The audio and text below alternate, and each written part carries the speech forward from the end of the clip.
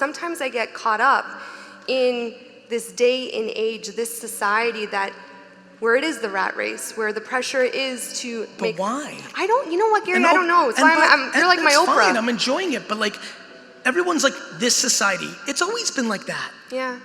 I love how everyone's like, social media, like, I had this great discussion with a friend, he's like, social media is really fucking shit up. I'm like, really? You thought the 1930s to the 1980s was so amazing? True. You mean with the highest growth of genocide? Like we do this and we think like now is hard. No, you have a framework where your level of ambition isn't balanced with some of the softer stuff. Yeah. Promise. Thank you. And this is why what I was talking about up front, when D-Rock posts this, rewatch the first 15 minutes of this talk. We've got the hard stuff down. I love ambition. I got nothing but it. I love tenacity. I love competition. We've got that down. We don't have the soft things down to balance it, to make it palpable. So for me, I recognized. What's that? Patience. Empathy, compassion. These are soft skills. Kindness. We don't think about kindness as a fucking foundation to business success. We do not think that being kind is gonna make us rich, right? That's a soft skill, right? Sympathy. Somebody's out of work for 3-4 weeks because somebody in their family died, but they're not producing for you, and now you're giving them an email saying if you're not back in work in 2 weeks, you don't have a job. Where's your fucking sympathy, dick face? That's soft skills. That's soft skills. And we don't think they have a place in business, and I think that's where the opportunity of this conversation this evening is about. What was one of your biggest mistakes, and what did you learn from it? You know, it's funny, we touched on it. I think a lot of you who follow me know that I famously passed on Uber multiple times. I learned that you bet on the jockey every time, not the horse. But no question, I touched on it, and I'm trying to be more thoughtful about sharing vulnerability because I'm so delusionally the other way, positive, optimistic. It was definitely candor. I hate that there are lovely people that are walking earth I always say, if you don't like me because I curse or I'm not your style, that's so easy, I don't know you. Like, that doesn't hold weight because I'm empathetic. I wouldn't like me either if I didn't like this style, you know? But if you know me and you don't like me, that's devastating. And I have a very good ratio in my life. But the only losses I have are because I didn't have candor. And so the biggest mistake in my career was not dissecting my vulnerability around candor earlier, which has led to everything that isn't positive in what I ultimately care about, which is how do I make people feel? I'm obsessed with practicality. Everything I talk about feels so real. It just might take 11 years. And a lot of people don't have 11 years. They don't have 11 years because they're not willing to put in the work to be happy for the rest of their life. They'd rather complain. They'd rather blame somebody else. Team, it was my player teammates' fault. School, fuck the teacher, right? Work, my boss is a fucking idiot. I have never lost and blamed anything else but myself. I love accountability. I'm disrespectful to entitlement, and I put accountability on a pedestal. We want to blame everybody but our fucking selves. We have zero fucking accountability. You have subconscious bias. Deal with it. Period.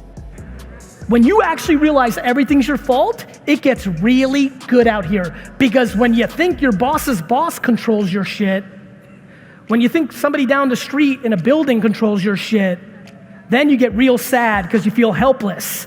When you realize you control your shit, things fucking go. It doesn't mean that when I say everything's my fault, it doesn't mean that that's true. It means that it's just a happy place to think about. It feels empowering. You know, like when people get mad at me, they're like, Gary, what about? I'm like, you're right. You know how many of those things happen to me? There's a million outside forces, but like, you know, it's really exciting to be able to think about like, I could possibly do something about this while, to your point earlier, still recognizing like whether it's grieving or being disappointed about it. You have to be able to do that, but it's just, you know, to me, it's like, what's the alternative? I think accountability is very important. Oh man, I'm a big fan. You know? Everything on you. Everything's your fault. You wanna really win in life? You wanna get real happy? You know why I'm really happy? Because I think everything's my fault. If I don't like it, I can change. Everything wrong at VaynerMedia, anything that ever happens, any piece of content, anything that ever happens in my life, 100% is my fault. And let me tell you what happens with accountability. You get real happy. When you feel that there's no other source controlling your shit, all of a sudden it gets happier. If you complain in the first hour I meet you, you're finished. Yeah. I think complaining is the tell. And if you ask me right now what's going on with my content, there's a really interesting vibe going on because it must be the cadence of our content. I'm getting so much content from people that are happy out of depression right now, and I cannot tell you how many of them are completely predicated on the fact that they don't make excuses anymore and they've taken 100% accountability. I genuinely think it's the unlock of happiness. When you think it's all your fault, what you realize is that nobody's in control, and all of a sudden you get happy. Well, I just don't know how to complain. I always think somebody has it worse. And if somebody has it worse, you need to shut up. I'm doing at speed and self-reflecting in parallel. Of course, there's moments in time where you get to slow down, a vacation, COVID, like, of course there's things, but like, I can't imagine anybody isn't living life where they're actually doing something and reflecting. You know, unfortunately, most people's reflection is judgment on themselves. You know what the most dangerous thing about judging others that you don't even know? It's an indicator that you're judging yourself.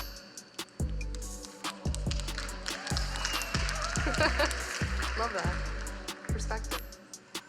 I love this question. And by the way, just one more nuance on that. Timing, right? Timing's cool too. Sometimes it's time to really go head down and do, you know, you thought you executed, but like, it's, you know, they both matter and they're both happening all the time. Well, I think when we get older, we start to dwell because we compromise, because most of us live by someone else's rules.